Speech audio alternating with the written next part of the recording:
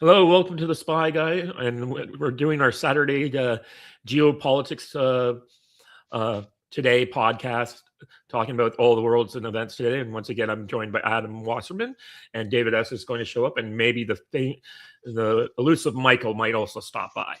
So we'll see, or the Prince, as we sometimes call him. He used to be actually started the term Geopolitics Today, but he also used to be the czarist. Yeah, I know. He was the czarist puppet, actually, to be precise. Oh, yes. I remember that phase. Yeah. And then he seems to be blacklisted by Twitter, according to him, for some reason or other. Maybe he's critical in the EU, and that's why. So they're clamping down on him in the European Union, where we are not in the EU. My personal theory is that it's not that he's being discriminated against by Twitter corporate. My personal theory is that he's getting brigaded. Mm. Yeah, he's on somebody's list, and the minute he pops up, Twitter is overwhelmed with reports. Yeah, because Michael is, of course, a very heavily opinionated person, and yes, he's not polite like David S. No, he has strong opinions. Yeah. So, anyways, we were talking a bit about the Rand situation, but we've talked. I'll save that for when David S. gets here, when we can talk a little bit about the follow-ups to Venezuela. So, I've learned a little bit more. Turns out Maduro was offered to flee multiple times. Like go to Costa Rica, go to a neutral country, go to Russia, do something like that, and we won't have to come in and arrest you. You're just standing in the way of things. But then I realized that maybe this was not Maduro's choice. His entire bodyguard, his entire intelligence network was Cuban. And most of the people who got killed in the American raid were Cubans, not Venezuelans. So one theory is that maybe it was less about an arrest and more of a rescue operation, as we now know that Venezuela was the primary cash cow for the hard-up Cuban government. They were renting out, Go ahead. No, I keep going. I said, Yeah, okay. Yeah, and they were getting 50,000 liters of gasoline every day, half of which they used domestically, and the rest they sold to other people. So that was part of their currency, their hard cash. A lot of doctors and nurses were rented out to Venezuela via Cuba's medical system. So that was another source of hard currency. And now they're all having to, basically, the Venezuelan government is going to be kicking all those people out. So I was joking with someone last night, this might be a bit of Cuban imperialism. We never talk about that. We think about American imperialism. And when a woman's like, what? Cuban imperialism? That's ridiculous. And I'm like, yeah, the idea that one small island could control a much larger and vaster empire is completely ridiculous. Yeah, there's no historical precedent whatsoever for that. Yeah, right. Yes, well. Yeah.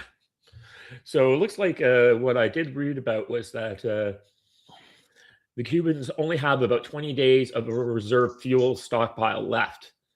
That's one of the reasons. It looks like a lot of the Venezuelan ships were the ships heading to Cuba, not necessarily China. So this is much more about perhaps an economic stranglehold on Cuba and finally getting rid of the Castros or whoever's running that place right now. Well, I really wouldn't be surprised if it was not any one thing. At the end of the day, it's probably a conversion of interests, a convergence rather of interests. There's a little something for everyone.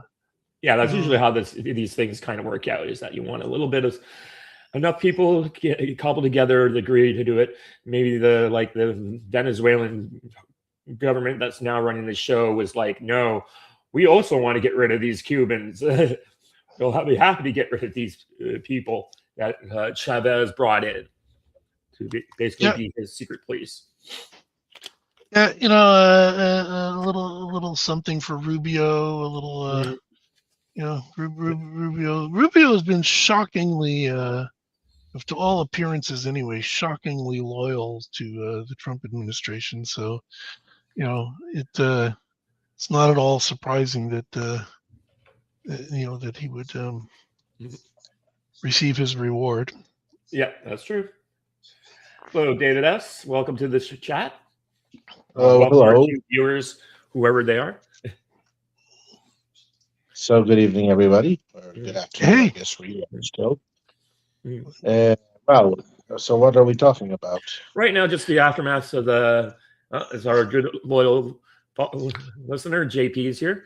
Yeah, so we are mainly talking about the Venezuela aftermath, and my personal theory that this is as much about getting rid of the Cubans.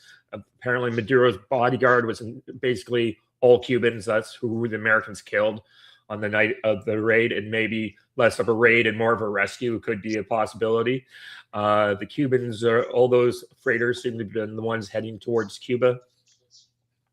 All the Well, I mean, I understand that standpoint, and definitely they want to weaken the Cubans. But look, the best thing that he did was not that. The best thing he did was not put in all these pretenders that Machado represents, mm, whether it's Lopez, whether it's Ledesma, Capriles, all the old guard that we've seen again and again that occupy Washington.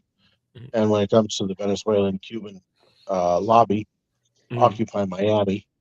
And they just want to go back and get all the stuff that they think belonged to them before and much more later and mm, plunder the country and make it once again a complete oligarchy. So mm, by not putting her in, he avoided going through all that and creating the miseries that took place in the Middle East and Iraq. Now, did the Cubans take over Venezuela in the time that I was there? I would say originally, if you remember Chavez, he tried to work with the United States for several years until this same elite tried to have him killed. That's when he went to the other side. He didn't start out working with Castro at all at mm, that time. Started very conservatively. He even got rid of the exchange controls that both Caldera and Carlos Andres Perez put in before him. And the trouble is that Washington, as usual, got completely turned upside down by these interest groups and these lobbies mm, that painted him out as some kind of a monster because he wasn't one of them yeah, and insisted that at least a little bit of the proceeds went to putting some schools and hospitals in the sprawling ranchos that became huge due to the neoliberal period that preceded him. Now, these people, he didn't start by expropriating anything. He didn't do what Castro did when the Dulles brothers put Castro into power. He didn't do any of that. And he didn't nationalize the oil company until much farther on. Took a while. But when they tried to kill him and then popularity brought him back to the palace and they weren't able to do it, that's when he started taking all these measures. mm, Because he understood that if he didn't do it, they would do it again and again and again. So this is the part that nobody really wants to address. mm, And so was it a rescue? Well, the PSUV is now just a corrupt party. It's an oligarchy by itself, run by Diosdado Cabello and the Rodriguezes. And yes, the Cubans really did take over for a long time. They were running the show. That got supplanted later on by the Syrians and the Iranians. So the Cuban influence at the very end was not nearly as strong as it was in the very late 90s and certainly in the 2000s. It remained important, especially for the bodyguards. mm, But to paint a picture that Maduro and the PSUV were doing what they did simply because the Cubans were holding, sorry, guns to everybody's head, mm, that's comical. It's an oligarchy of generals and military people that are not tied up to the Cubans at all. mm, There may have been a period where, say, medicine was controlled by the Cubans and who knows what else. Uh, But if you're saying it's a rescue operation from the Cubans holding Maduro as a hostage, well, they may use that in the defense to try to build something.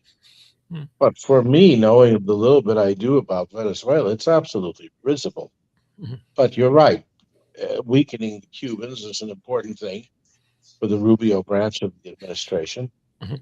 And Trump wants to do whatever he can to get oil down to $2 a barrel so he can basically win the midterms without having another bloody conflagration that's been going on for the last 30, 40 years.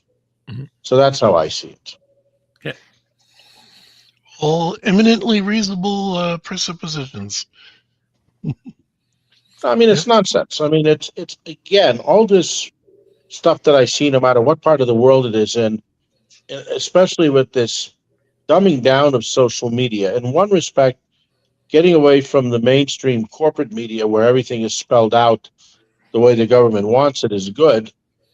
But when you get a bunch of emotional people just spouting out pure nonsense, and it's amplified by having so many hundreds of likes and people, or they go on these, whether it's spaces or clubhouse or wherever they go, to basically just be an echo branch or a look. The poverty in Venezuela was alleviated in the 90s. American Airlines, that was the favorite place. Nobody wants to talk about the elephant in the room. What starved Venezuela was maybe 30% Chavez's policies of this ridiculous importing stuff and closing down farms and factories, which he did, and making people stand in line, which he did, and that wasn't good. Mhm. But it doesn't compare to the barbaric draconian sanctions that the U.S. did to Venezuela, very similarly to what the British and other colonialists did to the world in the first part of the 20th century, but especially the 19th century. You don't do things our way, we sanction and starve. So that's why several million Venezuelans left Venezuela were the sanctions. Now, then you have this vicious cycle or virtuous circle or whatever it's called. Mhm. Chavez did start all these crazy socialist policies from Cuba, and they didn't work. I mean, they worked to the degree that everybody had access to medicine and food, which they didn't under Caldera, but it diminuted the whole country. As long as oil was at $120, $130 a barrel, it made no difference. Yep. But later on, when they decided to crash the prices of oil, specifically to go against Venezuela, which was one of the reasons in one of the many rounds of crashing oil it was done.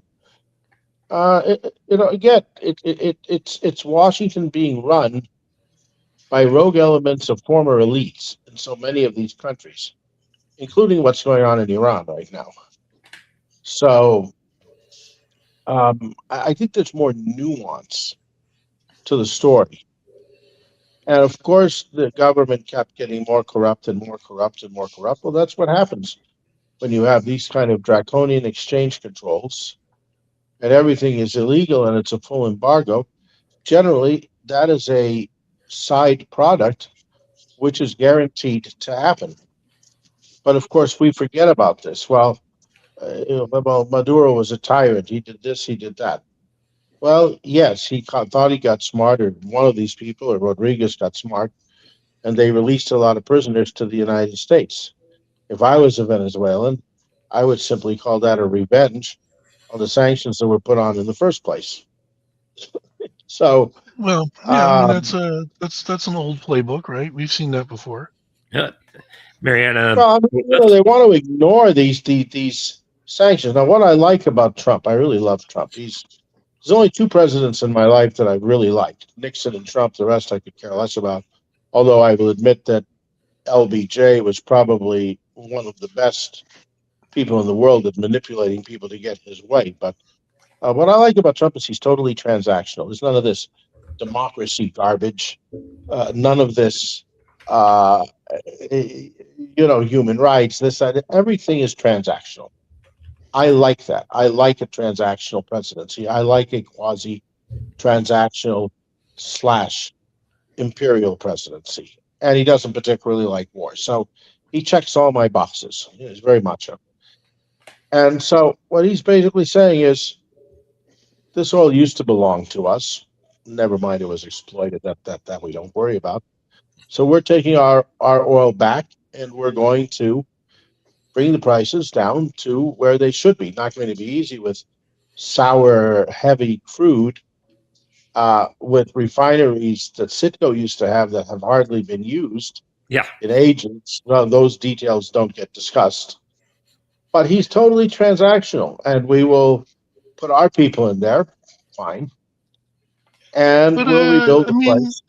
so what about the sour crude business? I mean, isn't there doesn't the sour oil provide a uh, healthy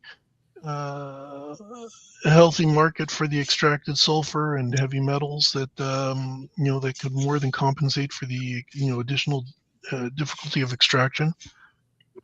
Probably Spyguy can answer that better than me. Yeah, So. that's something that Tom Longo would talk about a bit more than I do. I'm nowhere near an expert like he is, but yeah. So the most of the refineries in the U.S. have now shut down because, of course, they weren't getting this oil.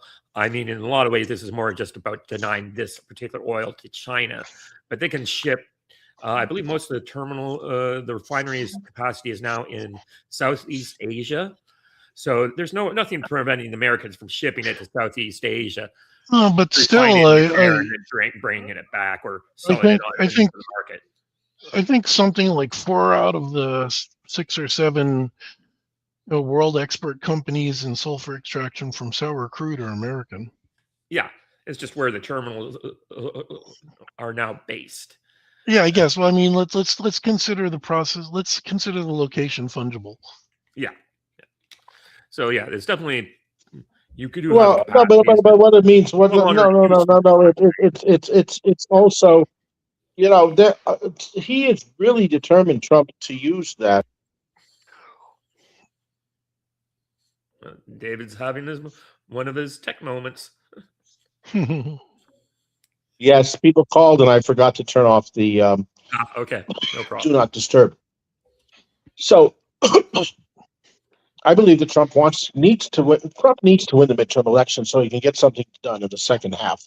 He's got all the vultures up against him. He handled this thing absolutely perfectly. Could not have handled. Nobody could have handled it better than he did. No boots on the ground. No war. No nothing. No casualties for the media to parade around. Okay, 14, 15 people died from the Cuban stuff. It's about 80 now. Absolutely perfect. It's about 80. Yeah, so it's not like it's 10,000 or something crazy like that. Jeez. Well, I mean, look, he did what had to be done, and he did a good job. Mhm. So, and it was approved by the government itself. Basically, he just bribed the government to keep going and let the U.S. run things. I'll make a better deal with you. Good enough. I think it's marvelous what he did. Fantastic. What is wrong with a transactional president? It's fantastic. It's one of the greatest leaders that I've seen. Yeah. No, I've seen a lot of And people he'll make, say, oh, go ahead. and Venezuela will get some benefit out of it. Yep. Not maybe what some people dream of, but they will get some benefit out of it. I'm sure of it. No, I was going to say, looks like the Americans during the attack used some of their sonic weapons that basically make people sick. And their crowd control weapons were used in this. That's from one of the reports I've seen. It also looks like we've previously discussed, they made some sort of accommodation with Russia, so Russia wouldn't interfere like they did. Of course, they made an accommodation with Russia. 28. I mean, the coup in 2018 all these people are talking because Wagner showed up with a brigade of troops. Like it wouldn't have been that hard for the Russians to get that there, even with the current working thing. So look, Russia has economic issues. They realize that they have to make a deal with the United States of some kind for their own viability. Now, I hope this is not the same as 1865, where they lost Alaska, but they need to make a deal with the United States because the United States still has leverages of the petrodollar and leverages of being able to print money for the moment. We don't know how long. And Russia understands that. So Russia is, I don't I don't see that. But what I didn't like, what was done, was that they seized a Russian flag cargo ship leaving. That I could have done without. See, that's the kind of political pandering that I don't approve of. So, But what about those reports? I don't know if they're true or not, but what about those reports that the quote unquote Russian ship was actually crewed by Ukrainians? Yep. So it's 2 well, Russians that's even and better. like Yeah. Well, 2 if they caught you, Ukrainians. if they caught Ukrainians, I'm okay with that. If that's the Apparently, it's 2 case. Russians who were released earlier today, flown out on Aeroflot or whatever, whoever's handling Russia's diplomatic planes, and those guys are already gone back. And the rest of them were Ukrainians. Well, what I think was hilarious yesterday, or the day before, was Ronald Lauder ended up buying all the lithium from Ukraine, all the rights. Mhm. So you're going to see Ukraine cut open right and left and treated like the Democratic Republic, or that was in those days the Belgian Congo. Yep. That's the reward they're getting from the European Union. They're going to be Congoed, but instead of King Leopold, I guess you will have Le Roi Trump. That's, Yep, Yep. that's the way they do it. Mhm. well, that's everybody supported the Banderovsky, and you still hear from the Jewish crowd that Russia is bad, Russia is bad, Russia is bad. Oh, they supplied Hezbollah with weapons. No, it doesn't work that way. In the Middle East, first of all, Russia will never do that for Hezbollah, ever, because they have deals with Israel and they consider their 2 million Russians in Israel more important than Hezbollah, which, even though they're a Shia, are just the kind of organizations Russia doesn't want inside Russia. So they say, well, the stuff arrived there. Yes, everything in the whole Middle East is nothing but smuggling. Yeah. So what you do is you create, or today there were reports in the Pakistan news X garbage channels that Russia has expelled all the Israelis. Half of them, of course, have Russian citizenship from Yeah. Moscow. Not a word about that. Not an ounce of truth of that anywhere. You had a few people leave the Russian embassy in Tel Aviv or in Jerusalem, where they're there in both cities, in the last couple of days, because they're worried about what Israel is cooking up to do in Iran.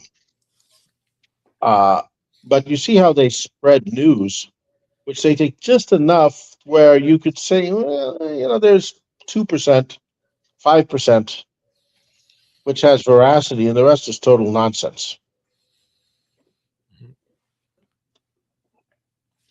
But because Yep. people want to believe it, they believe it. Yep. Oh, the things that people believe are astonishing. Well, they want to believe. If Justin Bieber, who I thought was a horrible musician, if he contributed anything to this world, it was that silly song "Be a Believer." I cannot hear that song in my head. In other words, I not even can't hear it familiar. either, but I mean, it's just nonsense. I mean, it's really the level of dumbness is going to new levels now.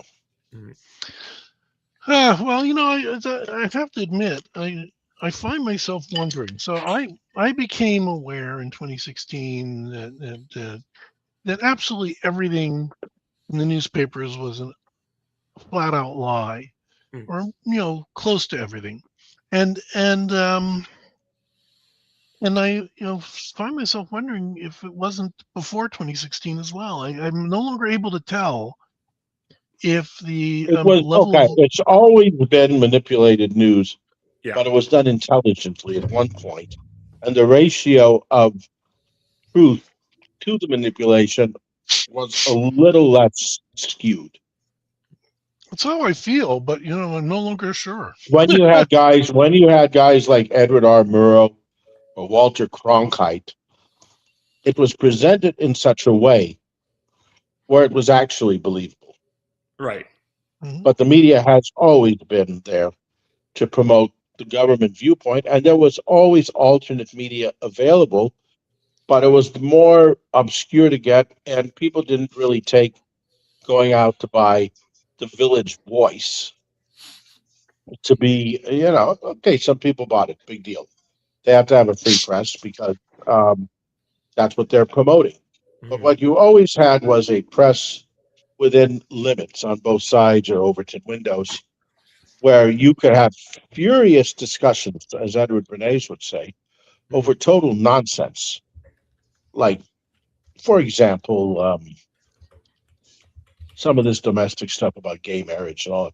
But anything real, that's off limits. Mhm. Or about crime, and we're going to deport this. It's nonsense issues. Mhm. Uh, and that was always allowed because that gives the illusion that you have a free press. Now, Mhm. in the 1900s, the press was much freer. Up until really Woodrow Wilson, the press was pretty much a free press. And Mhm. then you had a short period of it before McCarthy, and probably in the 20s for a while. But press has always been controlled. At the end of the Vietnam War, it got more robust. But, never on issues. And I don't blame it in a way. I mean, you've heard me say this before. I don't think foreign policy should be subject to democratic rule. I think it's way too important. Nobody understands it. And it needs to be done not by the permanent bureaucracies in Mhm. Washington, the State Department, but the way Trump is doing it. Business people that have extensive business relations in those countries that deal with these people every day, and very seasoned intellectual diplomats. And you need a juxtaposition of the two: people that speak the language fluently, people that understand the history of the area fluently. And you do a mix of the ambassador being a business person that has a lot of money to keep the embassy up and entertain and do more business, and below him, you have guys like we knew from the Cold War, whether it's Jack Matlock or whether it's um, Keenan, even Kissinger. But today you don't have any of that. Yep. And that's why I like what Trump has done. Trump hasn't been very good on the intellectual side, but putting business people back into these countries, I think it's fantastic. Well, I think it's hang on, hang wonderful. I on. think What it's what what kind of raw material does he have to work with? True. True. The Oh, well, very I'm good not with sure his explained it personal as team. It's previously. wonderful. The With so with much of the foreign diplomatic I services meant I in. meant in terms of the intellectual side. Oh yeah. very little. Yeah. But remember that the State Yeah, Department has become an echo yeah, chamber really. also, where Right. everybody says Yeah. yes to policy. Remember that you have to remember what was the qualification of Anthony Blinken. Anthony Blinken's qualification was one, that his father was a seasoned diplomat, and he learned to behave to some degree like a diplomat. That was his total qualification. I'm Another telling good you, one. Michael McFool. Mike just based. McFaul, well, I call him Mike McFool. McFaul, okay, he went to Stanford. There was a time in his life that he actually loved Russia, as hard as that is to believe. Mhm. Learned to speak fluent Russian, from what I understand, Mhm. was able to read the important books in Russian, but he was never at Jack Matlock. When Jack Matlock would go to Russia, they would bring him in and he could quote Russian literature by memory. Mhm. McFaul was never at that issue, and somewhere along the line, at the end of the Soviet Union, for a couple of years, a few years, he was a true believer in the reform of Russia and bringing Russia to the West. He really did believe that for a while. Mhm. But two things got to him: the neocons, number one, which was we will never have good relations. The Cold War continues the Brzezinski approach, let's say. Mhm. And I think he was also very influenced by malevolent figures such as Bill Browder, Mhm. that basically was just there to steal whatever he could. And Yeah. then he wrote a book about how his friend Magensky died in prison. Well, how many people die in American prisons? Yeah. I mean, basically, he was ripping the place off and he got caught. He said, no more. Can't rip the place off anymore. We're ripped off to the bone. Well, and also, if I'm not mistaken, I'm sure he got offered the same deal as everyone else in Russia by Putin, which is stop ripping off and keep what you have. But Bill Browder was very greedy Yeah, and he wasn't Yep. willing to accept that deal. yeah. No, that's And my it was the point. same My thing point. with Kordakovsky. But then again, Yeah. you cannot talk about Kordakovsky. You cannot talk about anybody in the Jewish world that happens to be Jewish because somehow that's anti-Semitic. Uh, It's nonsense. You can't talk about Khodorkovsky. You cannot talk about Kasparov. He's a chess player. You cannot talk about other oligarchs. Well, guess what? You still have a ton of Jewish oligarchs that are around. So, what is he talking about? And Yeah, here I have know, two Jews on my it's funny. panel. But as usual, the prohibition on talking about a Jew because of anti-Semitism only Well, comes I can into talk because play. I'm Jewish and I'm a Jewish No, nationalist, so but I can talk I was about going it. to say it only comes into play when you're talking about somebody who's in bed with the power structure. You could, when it's somebody who's not, it's okay. Yeah. Oh, sure.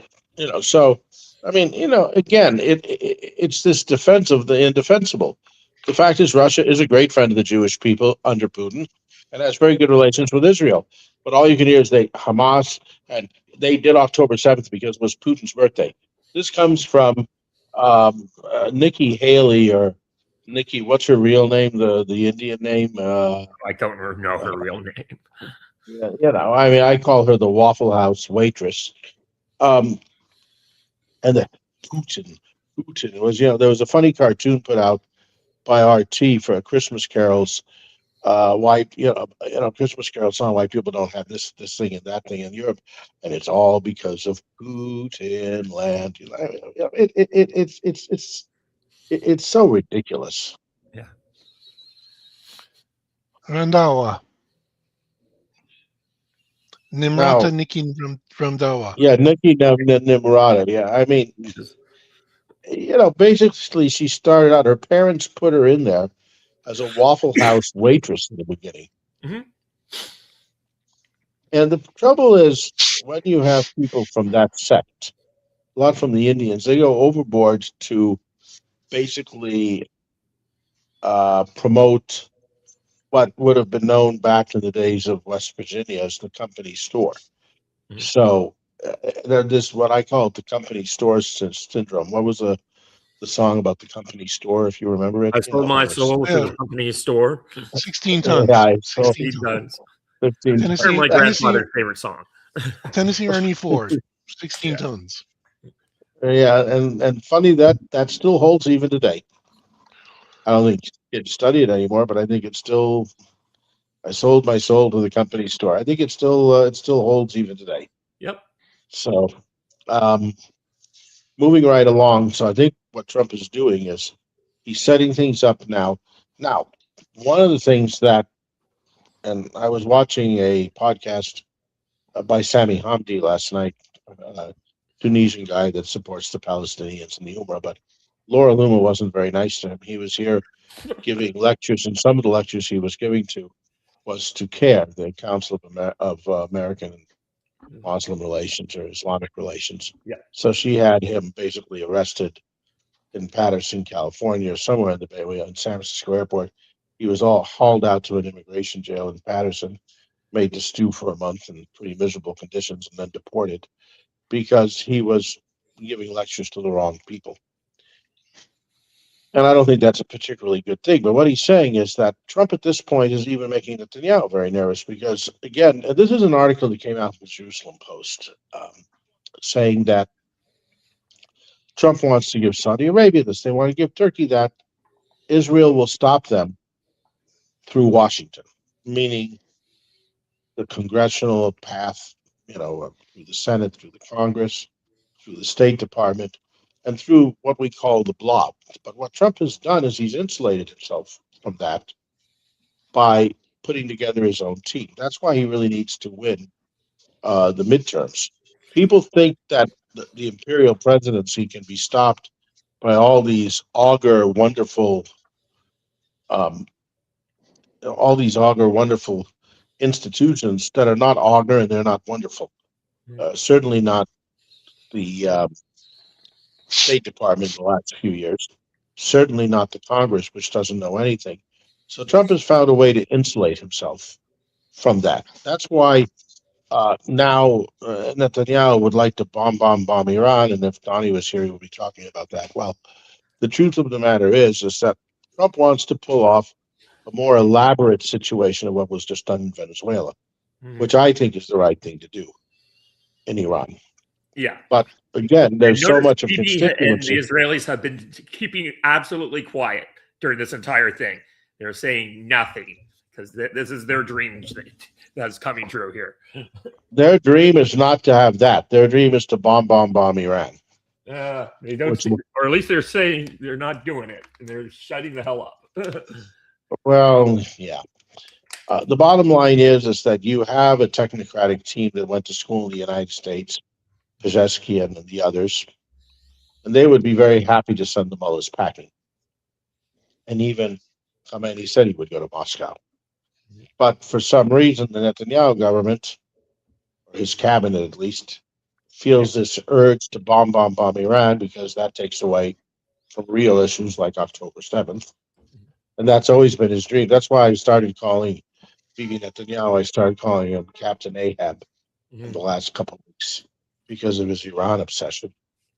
First of all, a lot of those protests you see, some are real, some are AI, and there are also counter protests for the government. It's going to be a real messy situation. They would like to paint this picture that the people are rising up like the French Revolution. Well, let's go back to the French Revolution. How much of the population was not rising up and got killed that were on the side of the Bourbons? Yep. Oh, the Vendée was a very interesting place. It's not a good place if you were a revolutionary. No, it wasn't good then, and it wasn't good in 1942 or 43. So, I don't know what's going to happen in. What is this? I hear rumors that Khomeini's not welcome in Russia. These are just rumors. Russia will do what the United States. Russia will do what the United States asks them to do in this particular fair case. enough. Fair enough. I don't Russia think wants quiet at least. Yeah, no. Russia, I enough. think, would be perfectly happy with, like, let's remember, the only reason Russia and Iran are in an alliance is because of Syria. And when that ended, like, sure, Russia was interested in selling it advanced weapons. But the fact is, they would be perfectly happy having a constitutional monarchy on their border who has not sending terrorists into Russia to blow things up like they did with the when they supported the Chechens. Notwithstanding that, I think people underestimate the extent to which Russia and Iran are economic enemies under the best of circumstances. Yeah, it will never get better. Yeah, and there's another fact: whether he liked it or not, Putin has said it again and again and again. Israel is a Russian-speaking country, so there's tons of reasons why. It was better when Bibi had a more balanced relation. Biden killed that, and so did Lapid. But Russia's not going to let anything really serious happen to Israel, and that's been their policy. They will let it bleed a little bit, but the United States allowed Israel to bleed as well. But what you do is you have the whole Jewish crowd revved up against Russia. Go tell. So, going back 4 generations ago. I pointed this out to some of my other shows that I do, and I was pointing out that I was talking to some people and pointing out the history of the whole reason why Persia/Iran exists in its form today, and I said you got to remember. I pointed out British pulling out east of Suez and America having to find a partner in the region to basically be their proxy. And they chose Persia to be that. And this alliance that people like Candace Owens think is Israel going back and secretly controlling the United States from its founding. It's like, you have no idea who the Arabist school is. Like, these people hated Israel. Why would they want? Up until Bibi, it was a secular republic, a socialist state. Like, a lot of Americans did not like that. But it wasn't until the Ayatollah came in and America became the great devil that this alliance between Israel and the United States really became centralized. For a long time, it was not. I mean, it was friendly, and there was a nice big Jewish lobby in America that wanted to support it, but Israel. But this idea that it was like hand in glove did not happen until the 80s. That only happened when the neocons started coming into power. Yeah. So, and by the way, the Shah was not that friendly towards Israel at all. No. Okay, they did a lot of business together. There was a lot of commerce. He had no love for Israel whatsoever. But of course, everybody forgets that. Yeah. I know. That's always, as we said in one of the previous, our last panel, I think Iran Contra is still going on to this day, from South America to Israel to Iran having back channels on this kind of stuff. Like, probably, nothing really changes. Mm. So, but this dream about the Iranian government collapsing and democracy, which would be the worst thing, coming in, it's not happening. I don't see it. I'm not even convinced that there's going to be this major revolution. I may be totally wrong. It's getting more visible on television, but with all the fakes out there, how can you tell what percentage really supports this guy, who for me is nothing but a joke? This Reza Shahzadeh, whatever his name is, I don't take it seriously at all. Well, according to the reports I'm seeing, one of the big problems is that media today is no longer very good at doing its job, the mainstream media. So they just take whatever. They're kind of like the CIA taking Ukrainian intelligence at face value. The BBC and all these other services that would have normally had reporters on the ground during this kind of thing, those people don't do that anymore. They just take whatever AP tells them and they publish that. So, I remember hearing the same complaint during the Vietnam War. It became worse when the second Iraq War came. That became really bad with George W. Greatest love in Texas was hanging everybody. But anyway, they didn't allow any journalists or reporters into Iraq that were not approved by the State Department ahead of time. Otherwise, you were not getting in. Yeah, and they were very public about it. Yeah, it still doesn't sound that different than Vietnam to me. Perhaps. But I mean, there were some questioning about the Vietnam War. There was no fair enough, about but not by the press corps in situ. No. But there was journalists that were able to just get on a helicopter and fly out into the middle of nowhere and just start reporting on things on the ground out there. So they might not necessarily get. I mean, the 2003 Iraq invasion, which I was completely opposed to. Very much so. I happen to like Saddam Hussein. No, but I didn't. But I just thought it was a dumb war. What? I didn't care much for Saddam Hussein. I thought he was a genocidal dictator. But no, I thought he was very good. Some of the things I had an Iraqi barber once who lived in Tikrit. His family was from Tikrit, and he said, "I just came back from Tikrit, and they took out Saddam 14 years ago, and we still don't have electricity." So I get the idea that. Look, Saddam built one of the most modern Arab countries. Plus, he was a showman himself, very macho and very.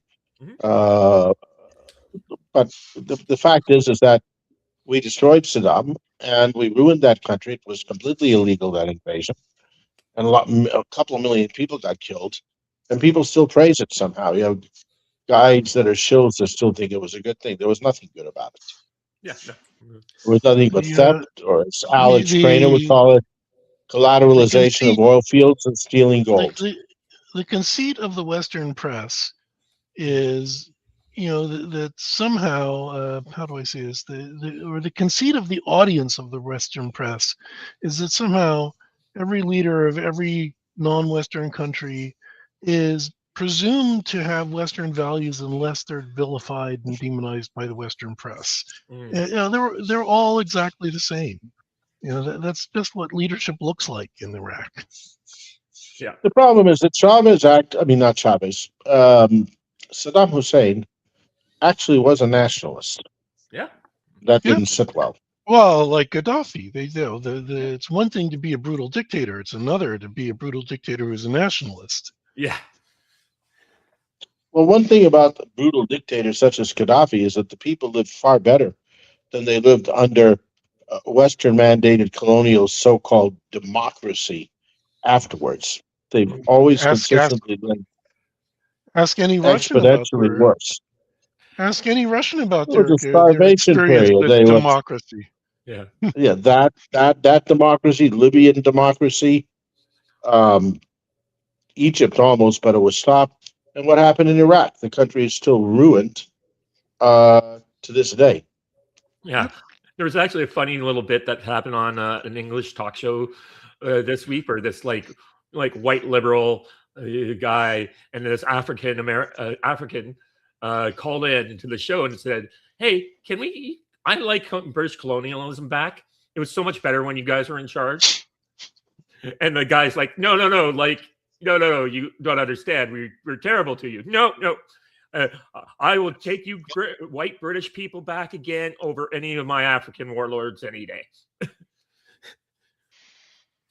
Well, I mean, and it's like the certain thing. We have historical figures that maybe in the next century or the second half of the 21st century, we'll be able to criticize. But you see what happens when anybody dares bring up Churchill. Well, if you And bring it's up Michael Churchill, finally here. Hi, Michael. Michael, so good to see oh, you. look at this! Look at this big house. The guy always with a piano and everything. What? He's always No, telling me it's a shack.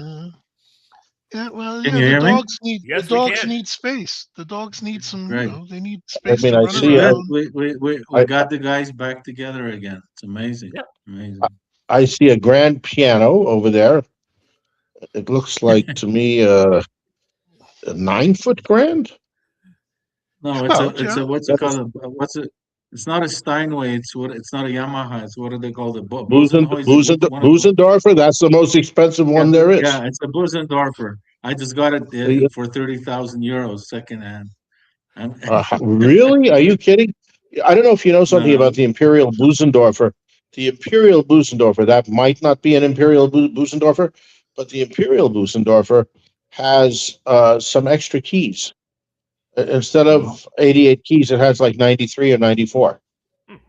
it's really long. It's a really huge keyboard. So how's Yeah, yeah, it has everybody? 93. Wow, I'm looking at Uh, this, what you call a shack. I mean, this is a hell of a shack that I'm seeing. Are you in Europe or are you in Canada? I'm in Austria, guys. Where are you now? Where are All you? right. Well, I'm in Argentina, but I may be headed, except that it's way too cold. I don't think I'm going to see you on this trip. I'm trying to get over to Syria in about a week, and then from there to Okay. Egypt. Yeah, just I'm doing a, before we move off the piano, David, I just want to recommend a book to you if you haven't already read it, which is called Grand Obsession. no. Tell me about it. It's about a woman's search for the perfect piano. You'll enjoy it. Really, I should see it. So let me see. A shack. We have a Busendorfer. I don't know if it's an Imperial, but that you got that for 30,000? Are you kidding? No, come on. This is just the backdrop. I know. He is kidding. I could He tell. is kidding. It's a stock shot. He's pulling I your mean, leg. my golly, No, but an listen, I'm obviously Imperial Busendorfer. I'm very close to Vienna, so I just walked by the Busendorfer, showroom with all these huge grand pianos, and it's quite lovely to go inside and see Did those you see the instruments. Imperial? Did you see the Imperial Busendorfer? Well, it's huge. I mean, I've never played on it, but I just looked at it once or twice, I think. It's It's a quite a funny thing. beautiful. My old phone completely collapsed, and so I'm trying to renew my Spotify account, which I should change to Argentina because the prescription is nothing, and I have these long lists of very, very difficult pianists. And boy, we're in the electronic age when they take things away, and you don't have access to a certain email, you can lose everything. We're living in kind of dangerous times right now. So anyway, we can switch to You're Europe telling for a me? minute, which You're telling yeah, me yeah, it I've had a really lot of is. trouble on X, so I'm so pleased to see you guys because on X it's we can't do I couldn't do any more spaces, it Well, was you very know that difficult. I have plateaued at a certain amount of followers, and I'm getting no more. I made it up to 5,300, and I'm stuck there because I'm the only Jewish person That's not Syrian, that is, on the entire blog house that's supporting Israel-Syria relations, and apparently it's pissed enough people off that I'm just stuck in a rut. But okay, I've always believed that that integration with those two countries should happen, See, and that if David, Israel wants to, your problem is that you're just not providing enough hate to feed the hate algorithm. You need to hate someone.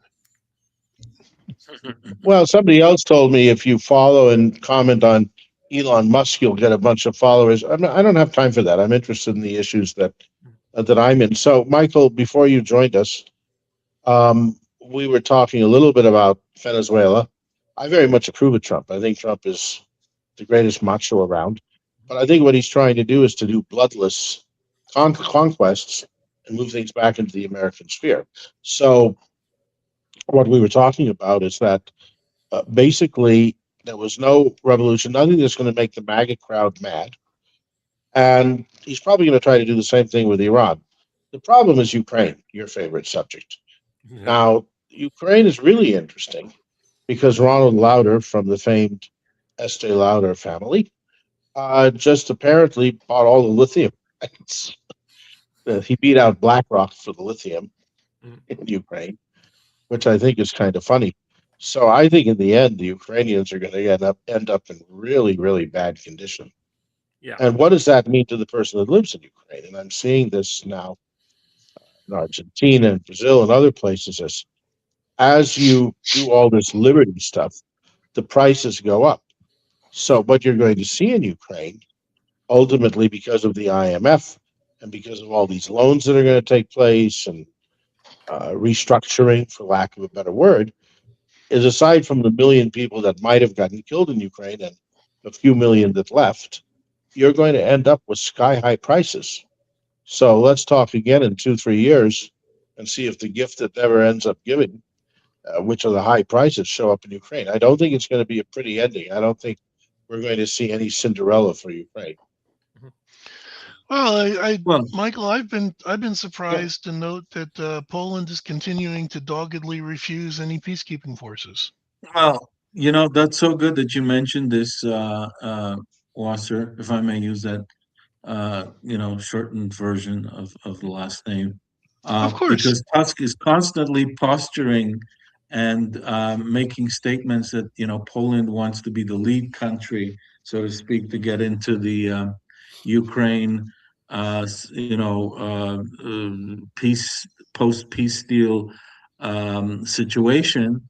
And yet at the same time, he's denying any adamantly any kind of military action to go into Ukraine. So, Poland is starting to sort of show a schizoid attitude. Like either we go in or we don't go in. We're not Well, sure because we want to impress the U.S. We want to impress the Europeans. The Brits are saying that they're all willing, as the coalition of the willing, so to speak. But well, Poland this is is what I was willing, about to but say. but we're not willing. You know what I mean? It's Well, like what we're I was about to say is constantly. I could under I Yeah, could yeah, because I'll shut my mouth. I just want to say that it's like all this foreplay but no action. When I was well I when I could was a teenager, we were always into the foreplay, but after a while, okay. I'm not gonna. There's nothing's happening, so I'll just go home, and play video games. well So what's going on? I I could understand if the reluctance was a delay tactic because Poland can do it, but not as part of some coalition of the willing. Now that would make sense to me, right? Because Poland does need to defend its borders and defend its culture somehow. Um, but I can Yeah, but I think they understand need if to they. defend it more. They need to defend it more from the west than from the east, in Oh my yeah, opinion. I've been saying for a Oh while now. well, I want Poland to turn that new tank army towards Germany and take those people out. no, Michael and I feel Yeah. differently. Michael and I feel that the Banderite element lingering in Western Ukraine is an existential threat to Poland. Well, that's part of the German. That's part of the Absolutely. German thing too. I'm talking about Russia.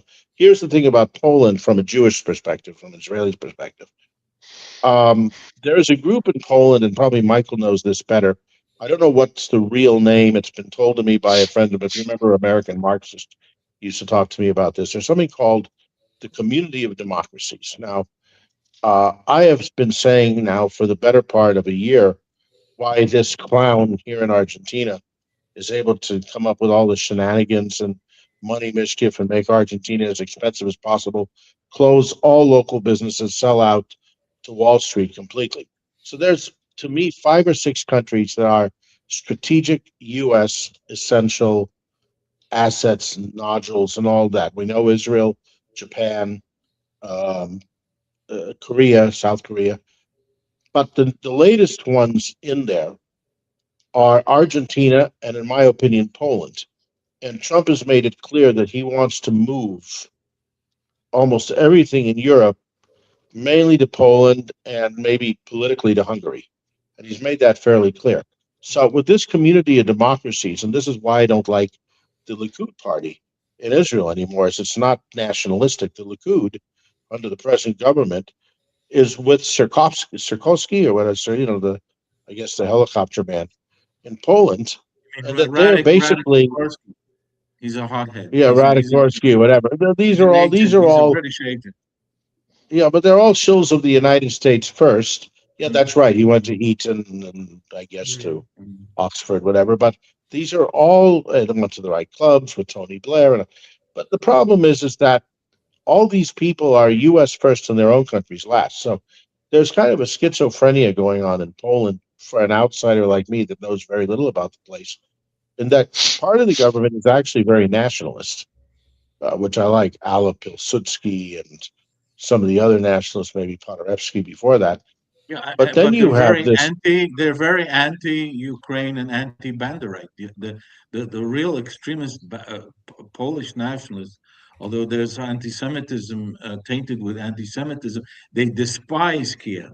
They don't want anything to do with Ukraine because of So you're telling me that happened. Evgeny Brown or whatever his name is Yeah, also that guy. anti. Yeah, the guy who used a fire extinguisher on a Yeah, that was menorah. funny. That was Yeah, funny. okay, yeah, But okay, he's that right. was cute. That was cute.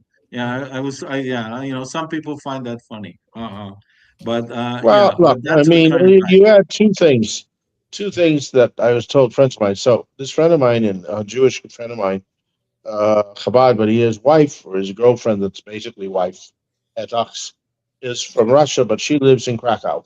She has a Russian passport, but she has permanent EU or Polish ID, so she's a permanent resident of the European Union, and she represents banks in Poland, but in Krakow. And he said, when you first get to Krakow, it used to be all LGBT flags, which drove people crazy. Then, as it got more nationalist, the LGBT flags There aren't. disappeared. No, I'm sorry to interrupt, but this is an important point. The wokeism is gone in Poland, Yeah, and The I also can wokeism is imagine. Ukrainians. gone, but the I Banderite was flags yeah are. yeah, but I was in the Czech Republic. The Ukrainian flags are not as prominent as they used to be. There's a fatigue with the war, and the Czechs, the Hungarians, the Slovaks are coming together and showing the EU the middle finger. They're doing this. I don't know if you can see Well, my middle okay, but if you ask somebody who is, let's say, master's degree or professional in the Schengen area, they're going to say, well, screw these Eastern European countries. And you saw what happened to Bulgaria 2 weeks ago. Not fun at all. Well, they Having adopted the euro euro. drop. Guys, did you? I Yeah, was make so people quit. happy. I drank a 6 pack of Pilsen after I heard the news. The poorest Why would you be country happy? in The poorest country will get more for it. First, I'm being very, very sarcastic as Yeah, usual, Yes. and that's why everybody can't doesn't. I have no affection from anyone on X I because have I'm the too same sarcastic, problem. I and have the same thing. But the I problem, need I need affection on X, and all I get is contempt. Well, I'll tell you one All thing: I get if is the good. I don't EU, even get any followers. I used to get on my well, spaces. I used to get we on our I have spaces. We used to affection, get but 300-400 but people. Now, if I get 10 or 20, and I'm lucky. you, Um, yeah, but look, do we see the implications of Bulgaria, such a poor country, with the lev and gone and adopting a euro? This is madness. This is the end of the European Union. I'm well, not that's who they joking. paid off. countries it like goes further Poland, than that. Czechia didn't take it. They have the crown. Poland has the zloty. They want to maintain some sovereignty, and the poor So glad they moved to Bulgarians. Well, Bulgaria. yeah. Well, wait a Why moment. not? Hold on, Michael. Michael, I don't know that I agree with you about I'm Czechia. Fortunately, infuriated. This is Babis is back. Babish. Babis He's a is back. billionaire, but yeah, Yeah, but he but if doesn't want to have Petrov, anything to if do with Petrov Europe. stayed there, but if Petrov continued to be in power, what was the name of the other guy? Petrov. He would eventually gone to the Euro. Anyways, we have now the poorest country in the Balkans, or one of the poorest in the Eurozone. So it's something to be thrilled about, you know. The other thing, which I find to be Transportation. absolutely the strangest thing that happened in the Balkans, and everybody gets mad at me on the Israeli crowds because I'm against the Balkanization of Syria, 100%.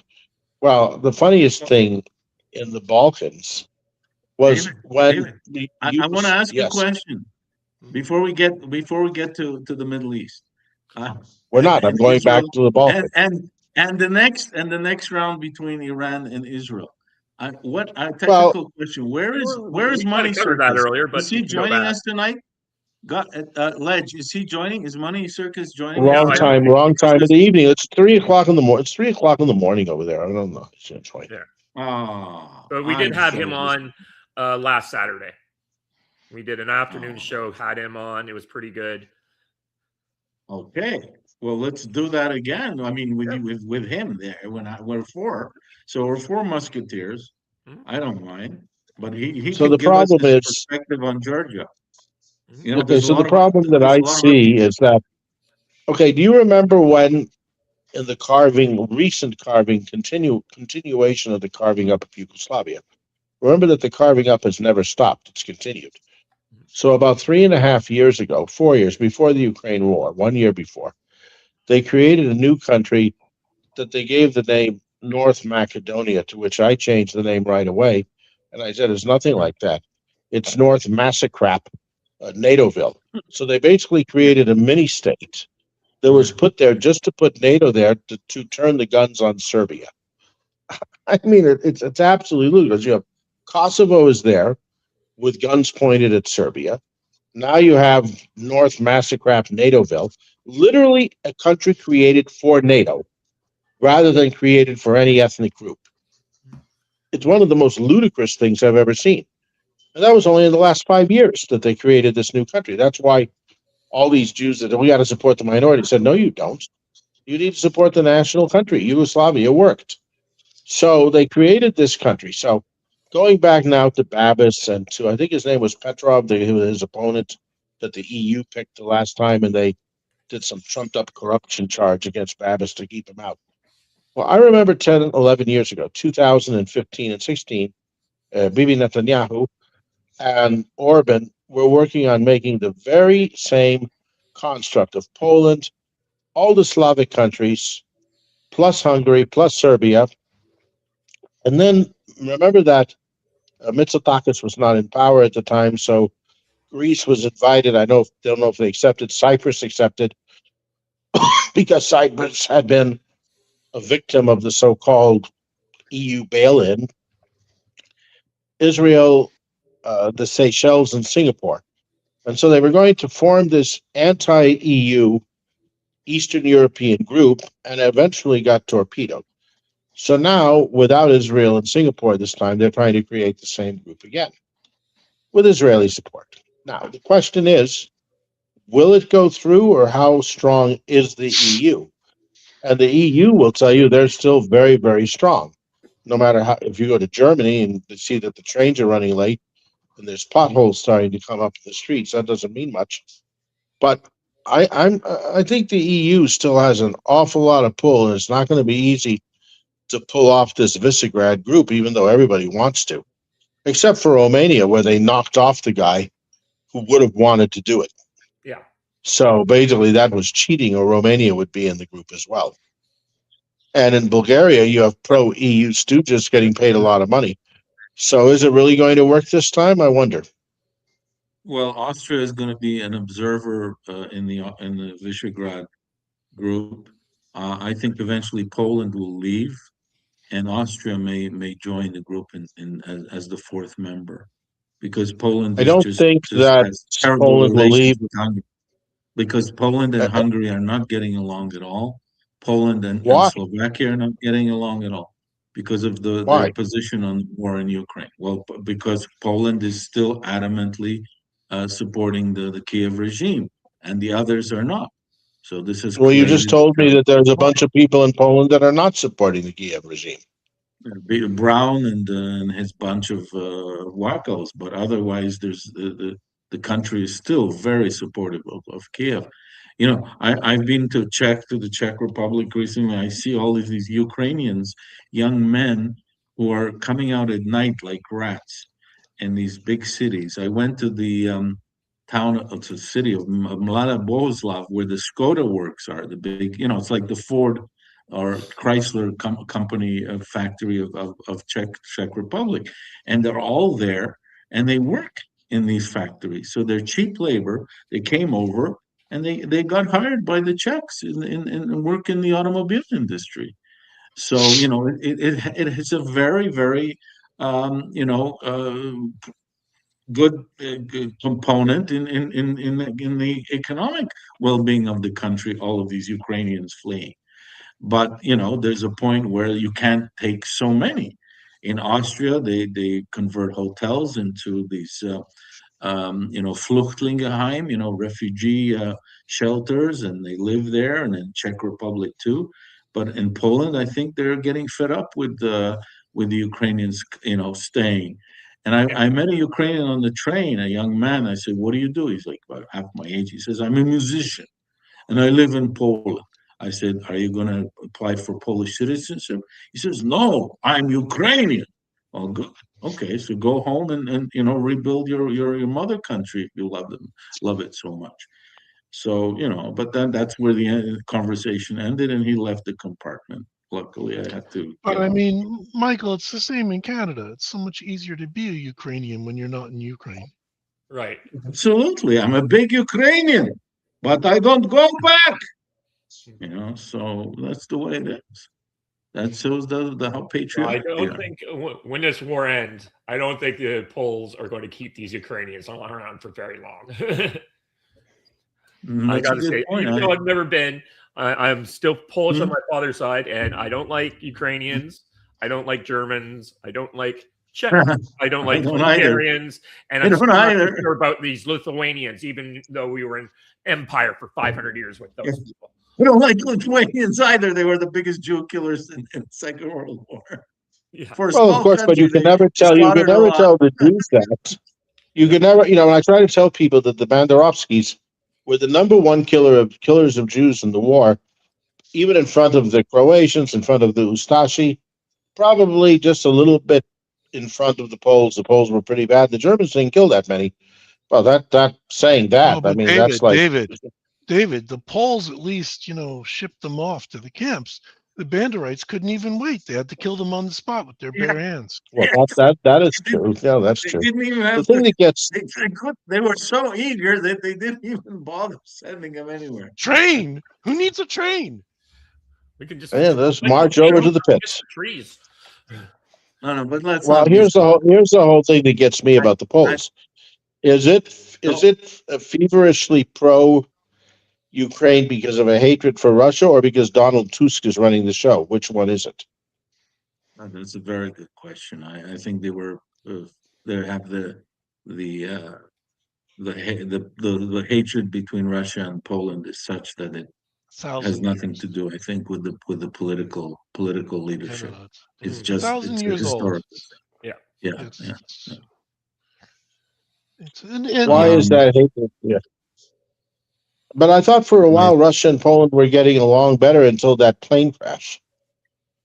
in Yes, Smolensk, yes, there was that accidental plane crash, and then yeah. Poles just assumed it was the Russians being duplicitous. I've heard people tell me that they heard the Russians machine gunning the survivors on the tarmac. I'm like, no way that happened. Yeah, that was a terrible a tragedy thousand, for Poland. yeah, 1,000 years. 1,000 years. Yeah. That's all I have to Are, say. are we doing the geopolitical roundup, or are we going to move on Yeah, to we've done Iran a and fair bit the before big you joined. demonstrations? if you have Yeah, Well, I want to let's, ask one more. I want to ask one more question. I want to ask one more question on this subject, okay. and that is with Czechia coming on board and with Slovakia firmly on board. And remember that the last CPAC convention a year ago took place in Poland, and both Viktor Orban and Robert Fico were both at the convention. Is there any chance of bringing Poland back in to the Visegrad group in a meaningful manner, or that's wishful thinking? I think Poland is drifting out of that orbit, and I think the Czechs and Slovaks and Hungarians are going to form a closer union, and eventually Austria may join as a official, member in the group. There's just not Poland is just not doesn't fit in like it used to, and it's not a cooperative member of Visegrad. So there's just too many issues with Hungary, I think, and Slovakia over the war. That rift is never going to mend, I'm afraid. That's how I I see thought it. that Poland used to have very good relations with Hungary. Not anymore. No, that some high official in the judiciary in Poland fled to Hungary as a political exile. Okay. And the Polish government lashed out at Orban. And there's a lot of bad blood between Hungary and Poland now due to the war, and I can't see them, getting on anytime soon. So we'll Do see. most Poles support the Banderovsky? I don't think so. Why should they? No. I mean, look, whatever we think of the Poles, my mother was saved by the Poles. She was a hidden child in the Holocaust, so I at least owe it to them to save. They saved my mother and grandmother and great grandmother. Yeah, well, But they Bezat were also, Hashem. But the question yeah. But is, yeah, well, I'm Bezat getting Hashem. to yeah. how could Yeah. the Poles like the Banderites? They're a No, they don't like an the Banderites. ungrateful. They're an ungrateful, How could exactly? trouble-making Exactly. presence in the country. Yeah. Who walk around like they're superior to They have everyone else. only they're ungrateful. They don't show appreciation for the fact that Poland took them in over 1 million or 2 million. There's so much historical animosity. After all, the Banderites slaughtered over 100,000 Poles in Western Ukraine. I can't imagine that the Polish population wants anything to do with the ultra-Ukrainian nationalists. The sooner they go Let home. me ask you this question. Does the I don't know how to describe this exactly. Does the Polish administration or the Polish people themselves really like the idea of being stuck in the EU prison with the euro, or they know better than that? I would think that they're more interested in the US than the EU, but maybe I'm wrong. Well, that's precisely it. They're not in the euro, and they depend on the United States for their security. Tusk is a big fan of the EU and Germany. He's very pro-Berlin and Brussels, but the fact is that the new president is very close to Washington, and the prime minister Oh has yeah, very I saw that. with The Tusk new has president terrible. is, Yeah, is he? Navratsky. He has Is good relations Navratsky with very Trump. against Russia? Is he extremely against Russia or moderately against Russia? No, he's more moderate. Tusk is a complete Russophobe, and he's totally pro-German and pro. Remember, his brother Yeah, was but in that Germany meeting. is I remember Germany under Merz. I mean, under Merz, Germany is hurling towards another war. Is what it seems like to me. Insane. It is Absolutely. interesting that one of the things about Poland is that it's one of the few of these countries that has a president and a prime minister, which does allow them to have that kind of flexibility in the way that the other countries Very similar. one and go. Like the French. Yeah, similar to the French system, I think. Yeah. I'm not sure I would say hurtling towards war. I mean, I have difficulty imagining, the rest of Europe supporting that, and I have difficulty, no matter how much. I have no difficulty thinking that at all. If you look at cycles of history and look at the economic situation, Anybody that wants to adopt a mandatory draft and as well do huge military Keynesianism and speak in the language that Maersk, well, I don't know, BlackRock, Maersk, whatever. We just tested the water. There's only one other country. I'm very, very skeptical that Mertz is very scary the way he speaks, except he has no color. At least the last guy had a lot of color. This is a guy with no color, and all he's talking about is going to war. Yeah, but like I said, we just had a temperature, so they dipped a toe in the water. I don't think there's any appetite for it. Maybe, but Yeah, besides the British, There was okay. those If countries you do not have the remember, same cultural cohesion they did back in the 30s. there was well, but here let me tell you right now. Even though I agree 100% with Alex Craner, with Carol Quigley, with AJP Taylor, that there was never an appeasement in Munich. This was unifying Europe to have a German European Union and go fight Russia, and I do believe in that. The fact is that if you looked at the attitude uh, towards Germany going into Czechoslovakia, going into Poland on the street, there was no German attitude for war at all, except even in the party, except for the most extreme members of the party. And even though this later turned out not to be quite true, because the Reich Chancellor understood there wouldn't be a war, when he saw that nobody showed up to the military parade on September 27th, 1938, in Berlin, under the Tiergartenstrasse, that was right at that time. So any chance he had of going to war was canceled. So things are done for economic meaning. Nobody wanted to go to war on September 1st, 1939 either. Yeah, but they don't have. It's impossible to build the military that they want to build on the timeline they think they can do it. It's impossible. 3-4 years, it's possible. Yeah, You're telling me in 3-4 years?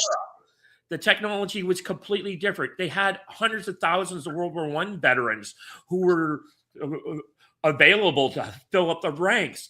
They have completely annihilated the military establishments of all these countries. You can't reconstitute a force like that in this day and age. It's impossible. It took the Russians 4 years in an act of war to get that going. And they still haven't accomplished it, to tell you that they still haven't accomplished it. Yeah. And you can't. They did, and they have a conscription system. Previously, they have 10 million veterans that they could call up if they needed to. No one else in Europe has that anymore. Maybe the Finns, but the Finns, that's 200,000 guys in the Finns. I'm sorry, the Poles have 150,000. It does not matter. It doesn't matter. It doesn't matter. You have drones like Mertz and the people in the EU. I'm telling they you, don't care. Someone who has read that history as well. I agree with you, David. I agree they don't care, but that doesn't mean that they won't ever face pushback from their own population. Yeah. Well, they faced pushback before it. Look, people pushed back on the pandemic, which was a big test, and you saw what happened. Rainer Fulmick is still in some dungeon in Berlin that nobody knows where he is. So I would say that on trial? Is he on trial? That's not pushback. Had some show trials for a day, and then he's put back in again. It's all a show trial. David, if the Iron Curtain could fall, so could the neoliberal. That's what I always say to everybody. It could go either way. Could go either way. I at the moment believe. Paris today. Look at what's going on in Paris today. What happened today in Paris? They had Florian. The farmer. There was 50,000 tractors. Oh yeah, the farmer revolt. Yeah. Yep. Wow. Yeah, that's back again now. Okay, but look what happened to the farmers' revolt. Yeah, but the last time in Holland, Geert Wilders cannot even make a coalition with the Farmers' Party because there's not enough members of the Farmers' Party in the coalition. At the end of the day, you have Dick Schoof, and to quote John Laughlin, used to say the deep state is the state. And, Holland and Belgium are being run by Parliament to get Geert Wilders became so pro-Israel, and he lost a lot of support amongst the young in Holland. Don't forget that. No, I'm to a degree because it's fecundated with, Hamas types, but I don't think that's the only reason that he lost. And I think that really, I mean, from an Israeli or Jewish perspective, I don't care what anybody else says. The greatest enemy of Israel and the Jews today are not the Islamic countries whatsoever. It's the European Union, Oh yeah, and I I think totally agree. the greatest threat to the sovereignty of the European citizen is the European Union. Oh yeah, they're going And to Well, when you see all these hordes coming in, that is because of the European Union. So call I me think far right, whatever. I mean, that's I think we all agree on that. Gentlemen, I just want to say good night. I got to run, Okay. but it has been, as always, a pleasure. Yep. Michael, Okay, so I hey, hope I great to see you see on the you. weekend. Great to see you, Wasserman. What a pleasure. Yep. We'll see you Indeed. soon. I Okay. probably, if I'm lucky, I will not be around next week because I'll be traveling. Okay. Okay. Hopefully, but it's very hard to get So out of guys, South America. we're gonna break up the band now. For now, We've I been gotta up go to for bed. about an hour and Please, a half. You want to please, go 10 minutes more? Yeah, We can let's go 10 you minutes. guys squeeze go. in the last 10 minutes. 10 more minutes. 10 Yep. minutes. Bye bye. Okay. Okay. Okay. All right, Ciao, boss. We'll Wasserman. check in again next week. I think the Take care. podcast works better in some ways than the spaces where everybody does is scream at each other. Yeah. So that's Well, I we're don't know gonna if you still record have that. I don't Wait, know if you have just the to plan. influence. So I'll be traveling also next weekend. So I'll be back in Canada. When Okay. when are we gonna Oh, do good. So another one of these? We've been doing them consistently on Saturdays for the last little while, or on well, Fridays. Okay. Fridays, sometimes on Fridays. Yeah. Maybe with your magic, but I mean, because I asked Halsey English, but he doesn't really know the guy. Since you can get Tom on and with Michael here, maybe we could have the rare treat of getting Alex on a space too, if Tom is here. He would come on Oh yeah, that would be because great. he knows you and he's friends with Tom, and I would quiz him ever so gently over certain aspects. I would not go head on with him on his attitude towards the so-called genocide and all that. And you But have good to ask fielders. about viewers there, David. This is the first time we've had up to 5 viewers on a stream, and we've been pretty consistently 3 people all night.